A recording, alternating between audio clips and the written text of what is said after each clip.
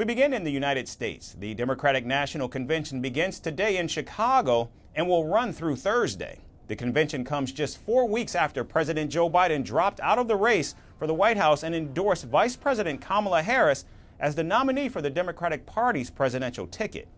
Thousands of energized Democrats are already in the Windy City as Kamala Harris prepares to accept the Democratic presidential nomination. President Biden will in fact deliver the keynote address tonight, making the symbolic handoff to his 2020 running mate. Now, according to the convention organizers, each day will have night-by-night themes, with Monday night's theme being "for the people," a phrase that has become very popular at Harris's rallies.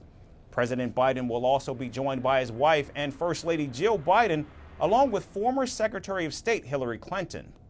Now, Kamala Harris and her running mate Tim Walz arrived in Chicago earlier today, fresh off a bus tour in Battleground, Pennsylvania. The massive convention is estimated to have more than 50,000 people attending in person. Meanwhile, thousands protested on the streets of Chicago, urging Democratic leaders to take more tangible actions for stopping the ongoing war between Israel and Hamas in Gaza. I think that the Democrats should have to earn our votes. I think that we shouldn't just give them away automatically because they're not Trump. I think their policies are really similar. I'm here hoping that they'll sign an arms embargo to Israel.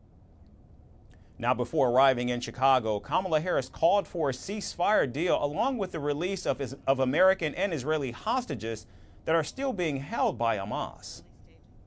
I will not speak for him, but I will tell you that these conversations are ongoing and we are not giving up. And we are going to continue to work very hard on this. We got to get a ceasefire and we got to get those hostages out. Now, shifting focus to domestic policies, hundreds of demonstrators called on the Democrats to do more for reproductive rights after the Supreme Court overturned Roe v. Wade in 2022.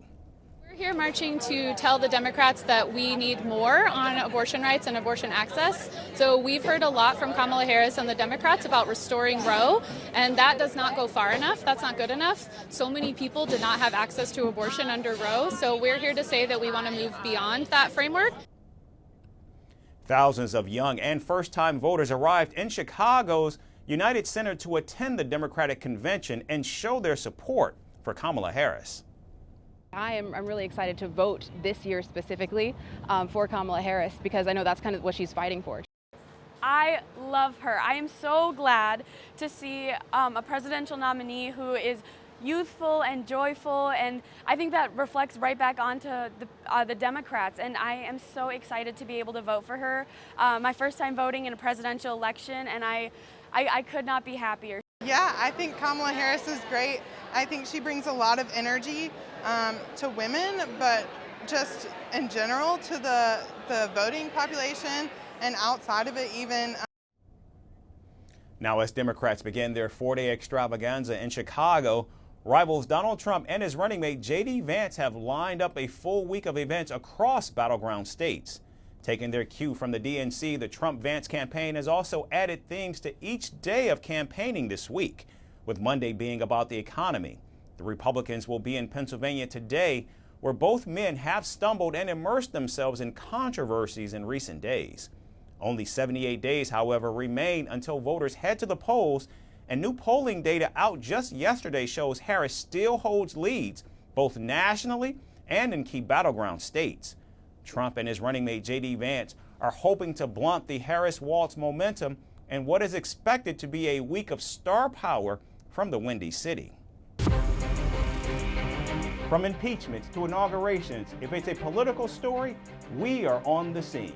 The race for the White House is heating up. Kamala, you're fired. I say, bring it on. If it's breaking news, we're live with the latest coverage. From the White House, the State Department, and Capitol Hill, we know the issues, but above all, we know the players to bring you the latest in-depth analysis on all the key stories that we're covering. I'm Eric Ham. Join me from Washington here on Firstpost America.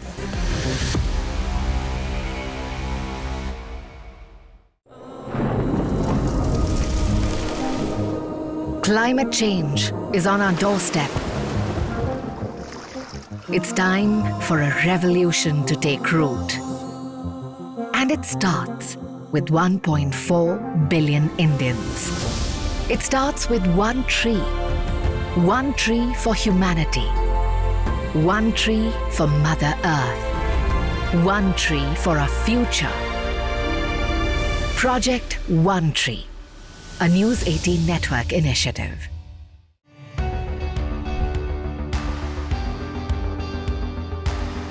Across continents, one powerful news source.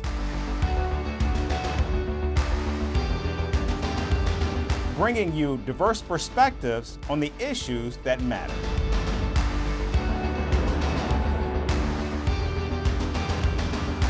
We go beyond the boundaries to give you that little extra about every sporting moment.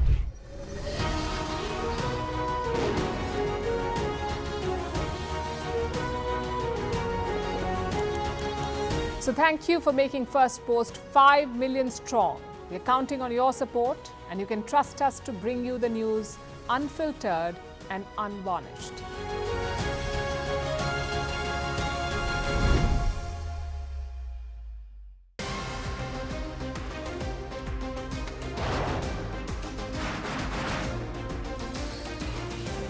On this today, the T20 World Cup bandwagon has moved across to the West Indies.